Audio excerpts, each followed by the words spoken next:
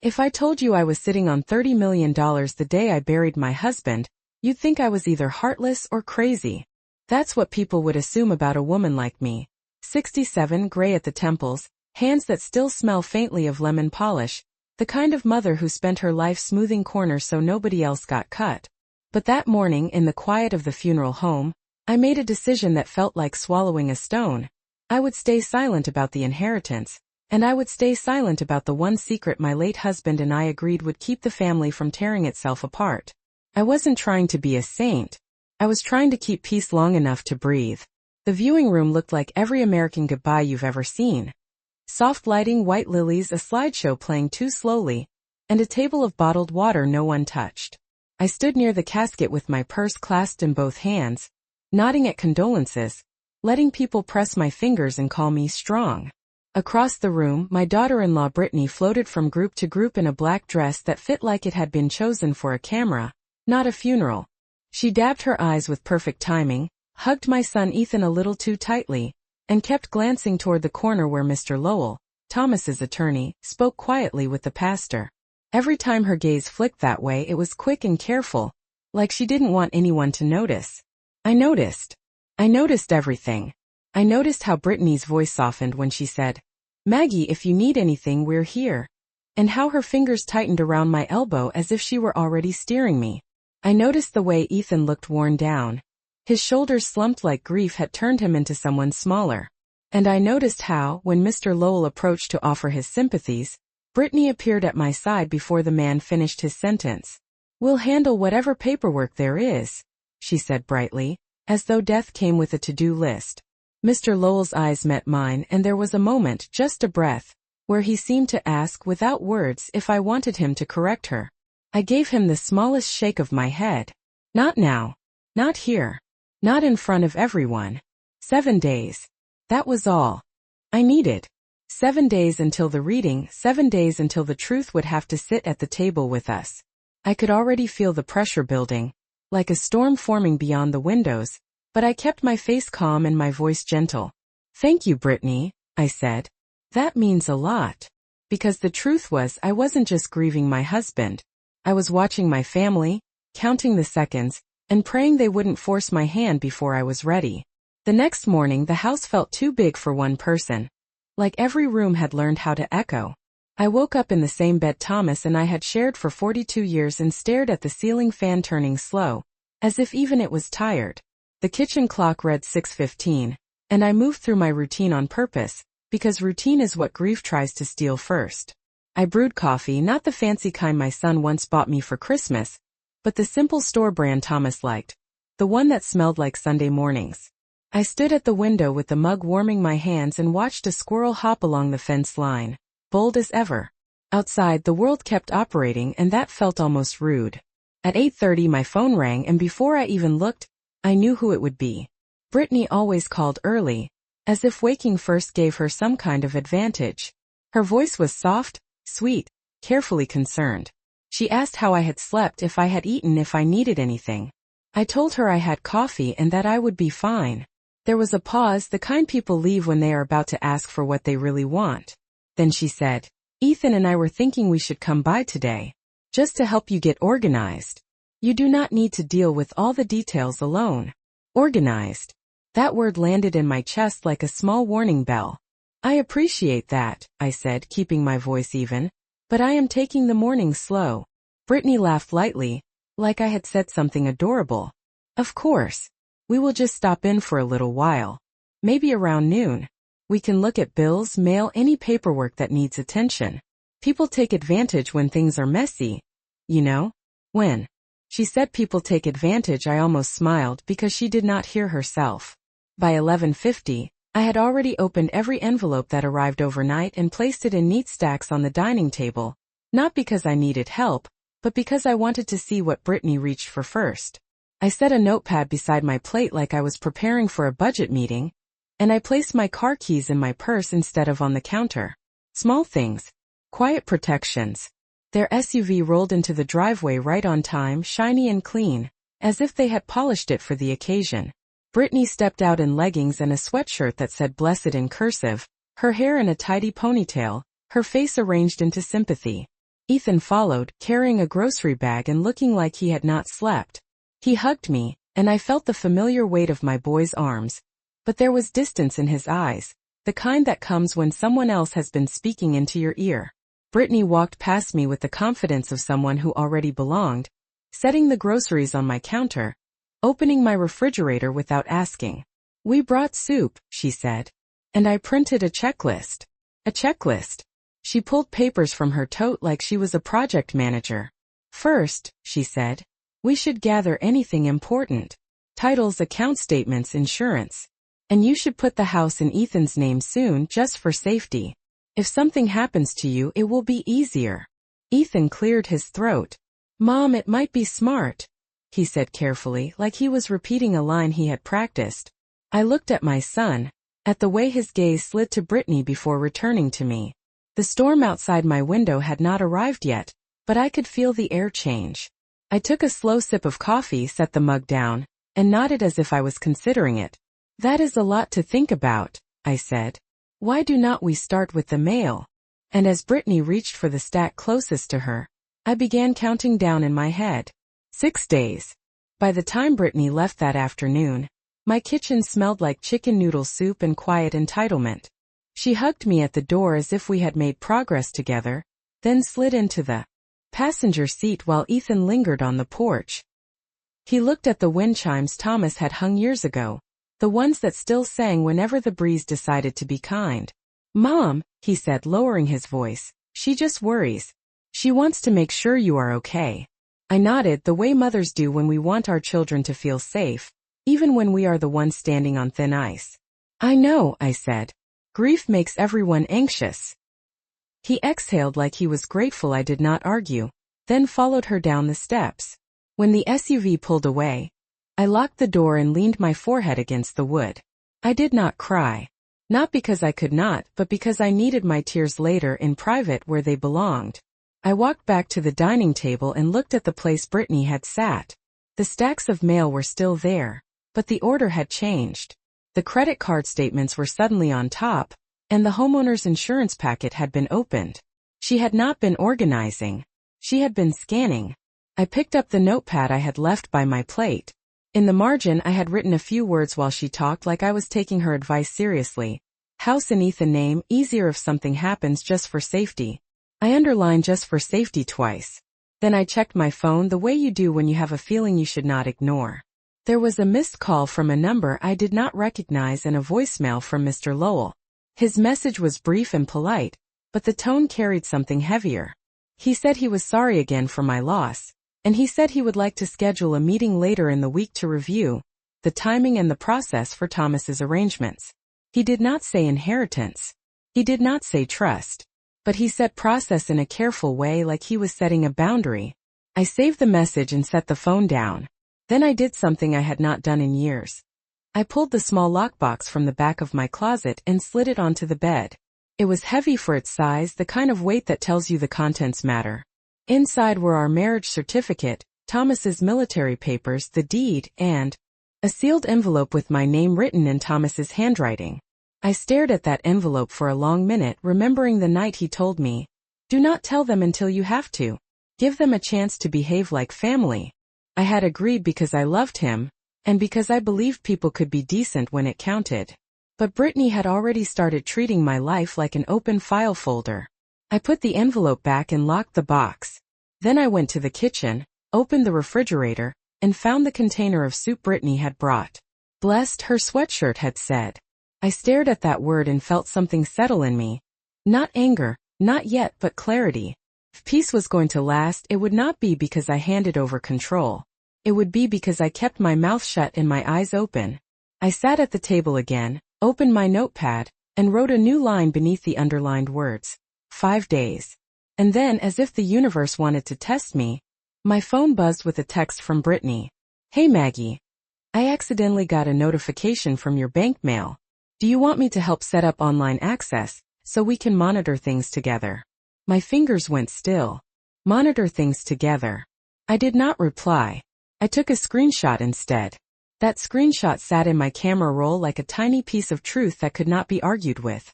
I read Brittany's message again, slower this time. letting each word land the way it was meant to land. Accidentally got a notification. Help set up online access. Monitor things together. She had not asked if I wanted help paying bills or sorting mail anymore. She had moved straight to the part where she could see everything. I set my phone face down on the table and stared at the grain of the wood, remembering how Thomas used to run his thumb along that same edge when he was thinking. The house was quiet except for the refrigerator hum, and in that quiet I could hear my own instincts, clearer than they had been all week. I did not need to confront her. Not yet. I needed to let her believe I was the kind of older woman who would be flattered by attention and relieved to hand things over. So, I did what I had been trained to do my entire life as a wife and mother. I spoke softly and I chose my words like a cushion. I picked up my phone and typed, "That is sweet of you. I am not ready for online banking yet. I am still trying to keep things simple." I added a smiling face because Brittany loved symbols of compliance. She replied within seconds, "Of course. No pressure. We just want you safe." Safe. That word again. It was always safe, simple, easier together. Words that sounded like love, until you realized they were trying to wrap you up like a package. I stood and walked to the hallway mirror, the one Thomas insisted on hanging years ago so we would always check our appearance before opening the door. My reflection looked older than it had a month ago, as if grief had added a few pounds to my eyelids. But my eyes were steady. I went back to the bedroom, opened the closet, and knelt beside the lockbox. I did not open the sealed envelope. I did not even touch it. Instead, I pulled out the deed and the insurance paperwork and slipped them into a plain folder. Then I wrote one line across the top in black marker, "Home." Underneath, I made a second folder and wrote, "Finances."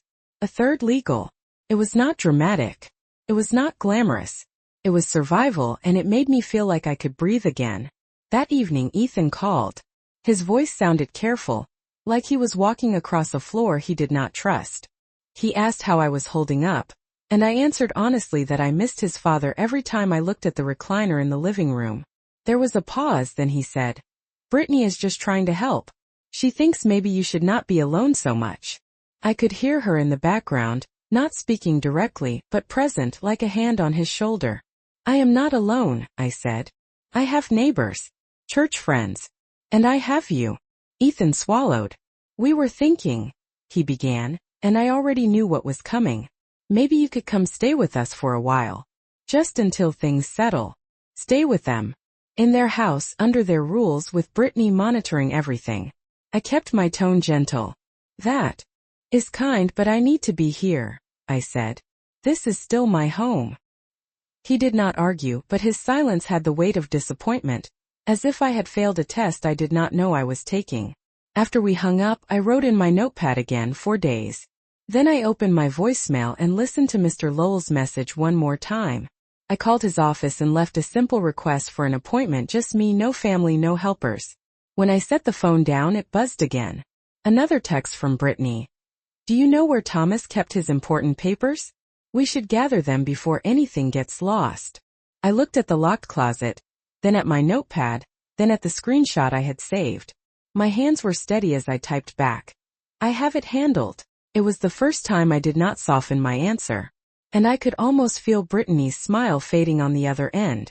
Mr. Lowell's office sat in a quiet brick building near the courthouse, the kind of place with a brass plaque by the door and a waiting room that smelled faintly of paper and lemon cleaner. I arrived 10 minutes early, not because I was eager, but because I needed the extra minutes to steady myself. The receptionist offered me water, and I accepted, even though my mouth was already dry. When Mr. Lowell came out to greet me, he did not look surprised to see me alone. If anything, he looked relieved. "Mrs. Callahan," he said gently, "I am glad you came in." His conference room was simple. A long table, 2 framed certificates, a window facing a parking lot with a thin maple tree. I sat with my purse on my lap and my folders beside me, and for a moment I felt like I was back in my 20s, bringing paperwork to the bank because Thomas and I were trying to buy our first home.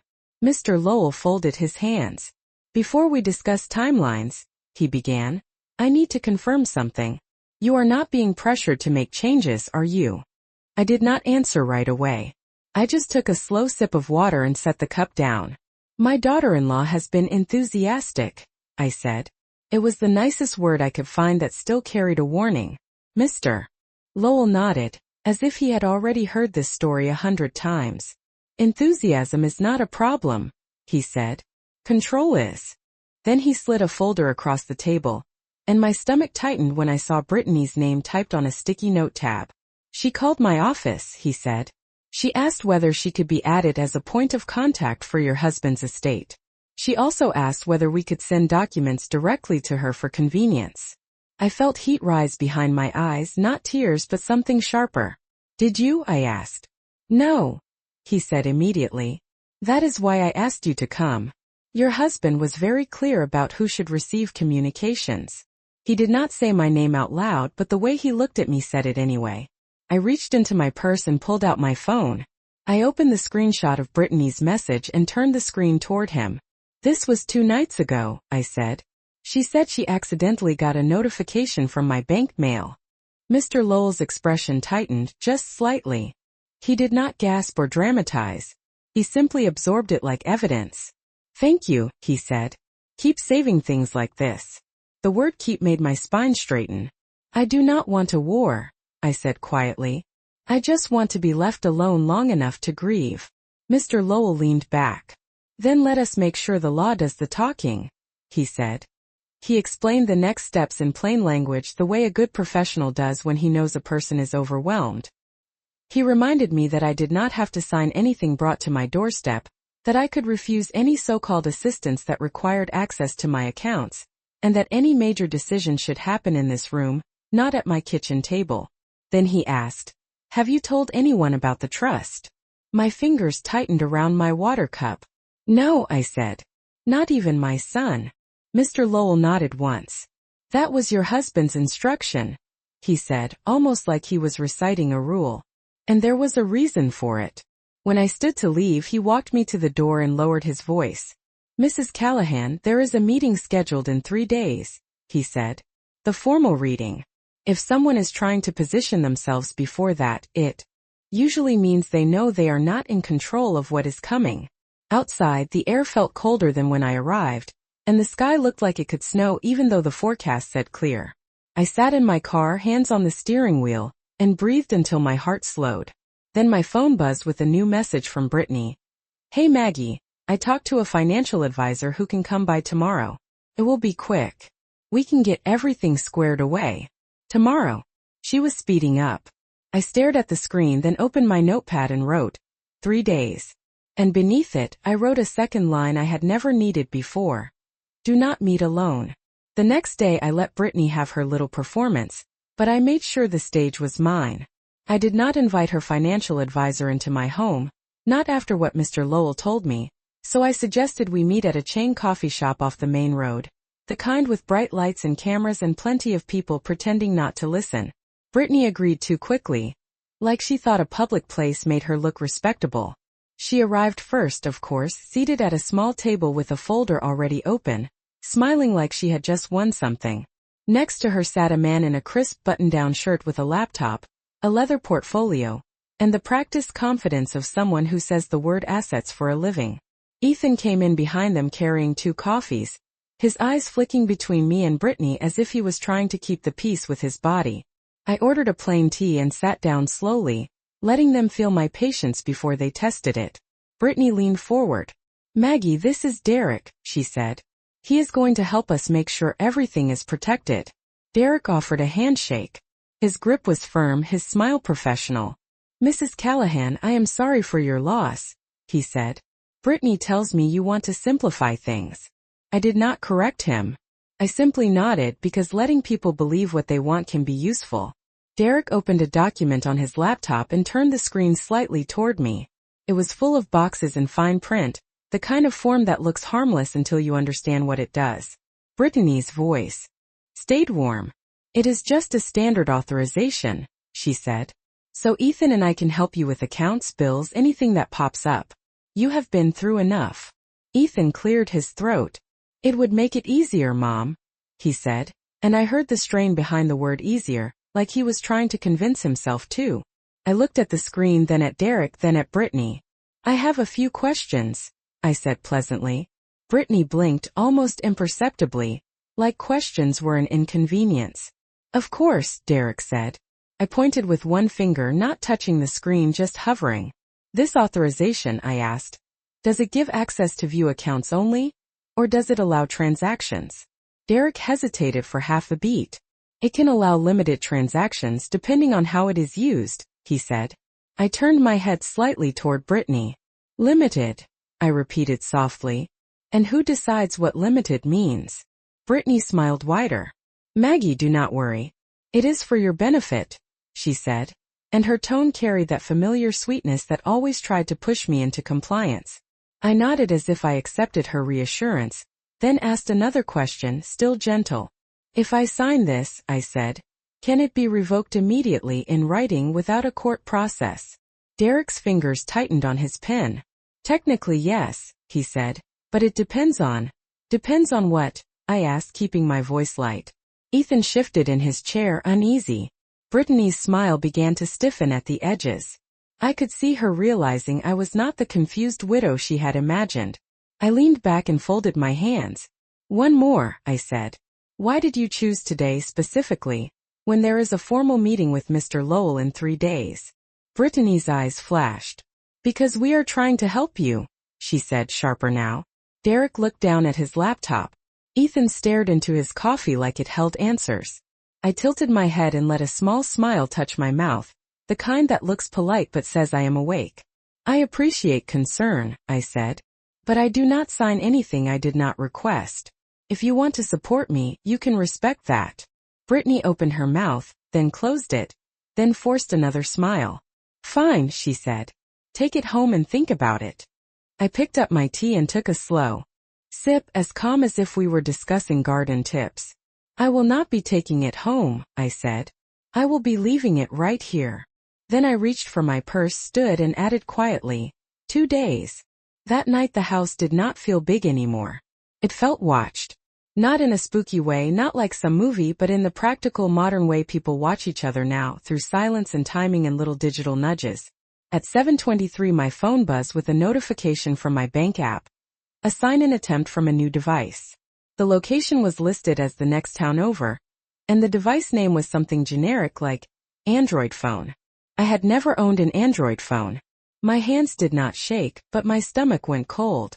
I tapped the alert, changed my password, and turned on every security option I could find. Then I took another screenshot. Receipt number 2. I set my phone down and stared at the kitchen calendar where Thomas had circled a dentist appointment he would never make. I crossed it out slowly, not because it mattered but because I needed one small act of control. The next morning, I was folding laundry when Ethan pulled into the driveway without calling first. He came in holding a grocery store bouquet, the cheap kind with too much plastic wrap, and for a moment I saw my little boy again, the one who used to pick dandelions for me and act like it was treasure. Mom, he said, and his voice cracked. Can we talk? I nodded and sat at the table, the same table Brittany had turned into a battlefield. Ethan placed the bouquet in an empty mason jar, and would not meet my eyes. Brittany says you embarrassed her, he blurted. In public. I did not react. I just waited, because when someone starts with an accusation, there is always a confession hiding behind it. She said you are being stubborn, he continued, and that you are not thinking clearly because of grief. The words hit me harder than I expected, not because they were clever but because they were his. Do you believe that? I asked quietly. Ethan rubbed his forehead. I do not know what to believe, he said. She is worried about you, Mom. She thinks you could forget to pay something or get scammed, or fall, and then what? She thinks it is safer if you are with us. Safer. That word again, wearing a different outfit. I leaned forward and kept my voice soft, like I was talking to a frightened animal. Ethan, I said, I have lived in this house longer than you have been alive. I paid bills before you learned multiplication. I am grieving, yes, but I am not helpless. Ethan's eyes flashed with frustration, and for the first time I saw Brittany's influence as something heavier than suggestion. You are not being realistic, he snapped. Brittany says you are holding out because you think we want your money. He said money like it tasted bad in his mouth, and that almost broke my heart. Almost. I reached into my purse and set my phone on the table. Do you see this? I asked, pulling up the screenshot of Brittany's text about online access. Then I showed him the bank sign-in attempt from the night before. Ethan's face changed, confusion battling denial. That could be anyone, he said weakly. Could it? I replied, still calm. Or could it be someone who keeps asking for access and keeps talking about monitoring? Ethan swallowed, but instead of turning toward the truth, he braced against it. Mom, he said, voice rising, Brittany is my wife. She would not do that. You are making her out to be some villain. And there it was, the line crossing, not Brittany's this time but his. He stood up so fast the chair legs scraped the floor. Maybe you do need help, he said, and his eyes were hard now. Maybe we should talk to someone about assisted living. Just until you calm down. Assisted living. The phrase landed like a slap made of paperwork and pity. I did not raise my voice. I did not cry. I looked at my son, the child I raised, and I realized the pressure had finally found the place I could not ignore. If you bring strangers into my decisions, I said evenly, you will regret it. Ethan's jaw clenched. Is that a threat? He demanded. I let a small steady smile appear, the kind Thomas used to call my steel. No, I said. That is a promise to myself. Then I reached for my notepad, wrote one word, and slid it across the table toward him. Tomorrow. The next morning I woke before sunrise, not because I was rested, but because my mind refused to stop pacing. I moved through the house quietly, turning on only the lamps I needed, as if the dark could keep my thoughts contained. I dressed in simple clothes, the kind Thomas always called my get-things-done outfit, and I pinned my hair back with the same barrette I had worn to parent-teacher conferences and doctor visits. If my family wanted to treat me like I was confused, then I would show them what clear looked like. I drove to Mr. Lowell's office with both hands on the wheel, obeying every speed limit sign like they were new. In the parking lot I sat for a full minute, breathing. Then I walked inside with my folders tucked under my arm. Mr. Lowell greeted me and led me into the conference room without small talk. They came by yesterday. I told him as soon as Saturday, my son mentioned assisted living. Mr. Lowell's expression hardened, not angry but focused. That is often used as leverage, he said. Especially when money is involved. I slid my phone across the table and showed him the screenshots. First Brittany's message about online access, then the bank sign-in attempt. He studied them and nodded. You did exactly the right thing, he said. Now we make sure tomorrow happens in a controlled setting. He explained that the reading would be straightforward, but emotions rarely were. He asked whether I wanted additional safeguards, and I said yes without hesitation. He made a few notes then looked at me carefully. Your husband set up a trust, he said. Not just a will. He wanted structure. He also wanted accountability. The word accountability steadied me like a hand on my shoulder. They do not know, I said. Mr. Lowell shook his head. No one knows the full terms except you and me, he replied. And after tomorrow, the terms will speak for themselves. When I left his office, the sun was fully up, bright and indifferent, and I felt something I had not felt since Thomas died, direction. I stopped at the grocery store and bought nothing but a small notebook and a pack of pens, because I wanted fresh pages for whatever came next. Then I drove home and found a moving truck parked 2 houses down, the kind with bold lettering and a ramp. For a split second my heart jumped, until I realized it was for my neighbor's college-aged grandson. Still, it reminded me how quickly a life could be boxed up when other people decided it was time. In my driveway, Ethan's car was already there. He had let himself in with the spare key under the flower pot, a key I had forgotten to move. He stood in my living room staring at Thomas's recliner, as if the chair might tell him what to do. Brittany was not with him, but I could feel her in his posture, in the tension of his shoulders. Mom, he said, we need to talk about tomorrow. I set my folders on the table and kept my voice calm. We will all hear what we need to hear, I said. Ethan stepped closer, lowering his voice. Brittany thinks you are hiding something, he admitted. She thinks Dad promised you everything and left us with nothing. I looked at him, really looked, and saw fear underneath the defensiveness. Your father loved you, I said. But love does not mean letting people use me. Ethan's eyes darted away. She says if you do not cooperate, it will get messy, he murmured. Messy. Another word meant to scare me into surrender. I picked up my purse and removed the spare key from my key ring, holding it between my fingers like a tiny truth. There will be no mess, I said softly. Not if you choose wisely. Then I walked to the front door, opened it and placed the spare key in my palm. This key will not be under the flower pot anymore, I told him. Ethan flinched as if I had slapped him, but I did not change my tone. Tomorrow, I continued, you and Brittany will meet me at Mr. Lowell's office at 10 o'clock. You will not bring advisors. You will not bring papers. You will bring yourselves. Ethan swallowed. And if Brittany refuses? He asked. I gave him the smallest, steadiest smile. Then she will learn what refusal costs, I said.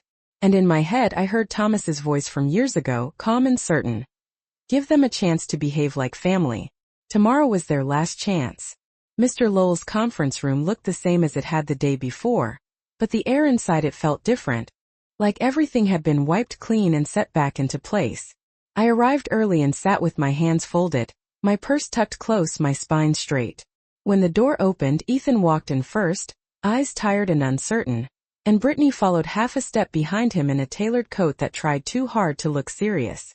She gave me a smile that did not reach her eyes, then glanced around as if searching for allies. Mr. Lowell entered with a calm stack of documents, greeted us politely, and closed the door. Thank you for coming, he said. Today we will review Mr. Thomas Callahan's estate plan. Brittany leaned forward before he even Saturday. We just want to make sure everything is handled fairly, she said, emphasizing fairly like a warning. Mr. Lowell did not react. He simply opened the folder and began, steady as a metronome. He explained that Thomas had created a trust and that its purpose was to provide for his spouse, maintain the home, and ensure any distributions to family were made according to clear terms. Brittany's eyebrows lifted at the word trust, and I watched her realize she had been sprinting toward a door that was never unlocked for her. Ethan's face softened with a flicker of relief, like he had been carrying a fear he did not want to admit. Mr. Lowell continued. The primary beneficiary is Mrs. Margaret Callahan. Brittany's smile tightened. Of course, she said, but her tone suggested it was temporary. Then Mr. Lowell turned a page. The trust includes a family provision, he said. However, it is conditional. Brittany's head tilted. Conditional on what? She asked too quickly. Mr. Lowell's eyes lifted. On conduct, he said. Mr. Callahan included a clause intended to protect his spouse from pressure, coercion, or attempts to obtain access to accounts, documents, or property through manipulation. Ethan's gaze snapped to Brittany, then to me. Brittany let out a small laugh that sounded like it was trying to be casual. That seems dramatic, she said. Mr. Lowell did not smile. It is specific, he replied. Any individual who attempts to secure control over Mrs. Callahan's finances or residence, or who threatens to remove her autonomy, is deemed to be acting against the trust's intent. Brittany's cheeks flushed. Are you saying we cannot help her? She demanded. Mr. Lowell's voice stayed even. Help is welcome, he said. Control is not. Then he placed a single sheet on the table and slid it forward. There is also a forfeiture provision, he said. If a beneficiary engages in the prohibited conduct, their share is redirected. Brittany's breath caught. Redirected to who? She asked, and for the first time her mask slipped enough to show what was underneath, panic. Mr. Lowell glanced at Ethan. To a charitable fund in Mr. Callahan's name and to Mrs. Callahan's discretionary support account, he said. Ethan stared at the paper as if it was written in another language. Wait, he said, voice low. Does that mean? Mr. Lowell nodded once.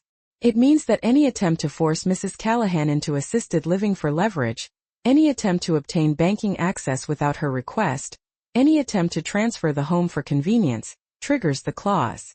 The room went silent.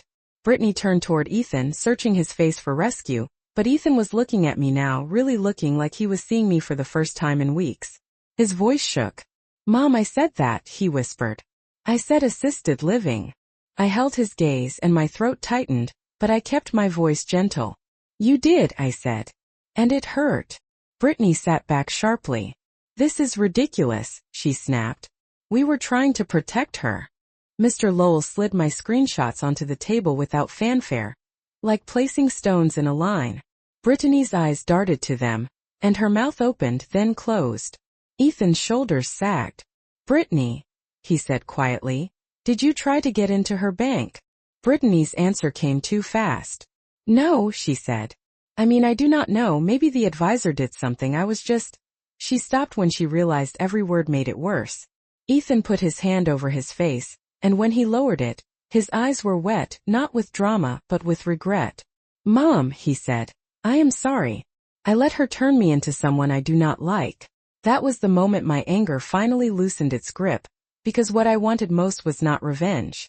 It was my son back. I reached across the table and placed my hand near his, not touching yet, offering instead of demanding. "Grief makes people grab," I said softly. "But you do not have to keep grabbing." Mr. Lowell cleared his throat and concluded the meeting with the same calm tone he began with, confirming that the home remained in my name, my accounts remained mine, and any future support for Ethan would be managed through the trust under clear boundaries. Brittany stood abruptly, face tight, and left without saying goodbye. The door clicked shut behind her, and the quiet that followed felt like peace returning to a room that had been held hostage. Ethan stayed seated, breathing hard, then finally slid his chair closer to me. "Can I come by tonight?" he asked, voice small. "Not to manage anything. Just to sit. Maybe we can look at Dad's photo albums." My eyes stung, and this time I let them. I nodded. "Yes," I said. "You can come home." And when I walked out into the sunlight afterward, I felt Thomas with me in the strangest, sweetest way, like he had built a fence around my dignity long before I knew I would need it, and all I had to do was stand inside it.